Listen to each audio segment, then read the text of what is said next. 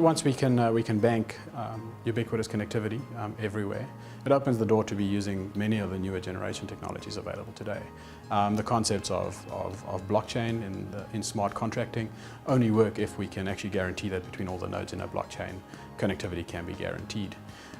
If we want to be moving towards richer and more embedded customer experiences in the online world, again, it's very hard to provide a rich experience when you don't have the amount of bandwidth and connectivity needed to leverage that. Big data is something that's fairly mythical unless you can actually process in the cloud, unless you can actually access large sets of data around the world. Today we're at a point where easily 3/4 of our capabilities are accessible online.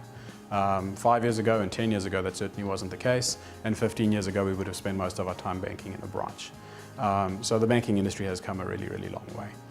The banking industry has also driven a fair amount of innovation in the provision of enterprise level technology and bandwidth services, because of the fact that it became clear 10 years ago that the future of banking is in the comfort of your home and as part of experiences that you undertake as a part of fulfilling your lifestyle, not because you want to come and interact with a bank. In New Zealand we are at the end of only 4 fibre pipes connecting us to the rest of the world, and I believe that a large scale and significant investment in international bandwidth is going to be absolutely critical. Once we've landed that kind of bandwidth to the rest of the world, we then need to start looking in the regulatory framework. How do we contemplate the use of cloud? How do we contemplate the geopolitical boundaries of where we actually hold our data and process that data? And how do we actually ensure that we're not cutting ourselves off from the rest of the world by setting those boundaries too narrowly? We probably have currently more technologies on our plate than we are using well anyway.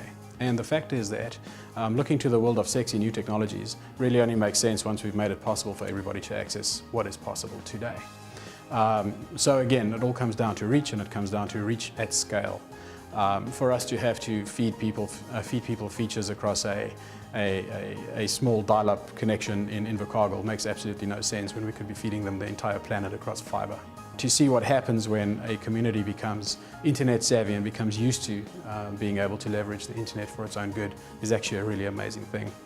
I come from South Africa. It's a country that has similar problems but at much greater scale, where the Gini coefficient is one of the highest in the world. And the most amazing thing is watching completely uneducated populations in rural areas take up what can be done with a little bit of ingenuity and a little bit of bandwidth, and actually make themselves completely viable in their own right. New Zealand is a country of very smart and enterprising people, and there's nothing that gives me greater pleasure than to see the magic that breaks out when we give those people access to the right levels of connectivity, both locally and internationally.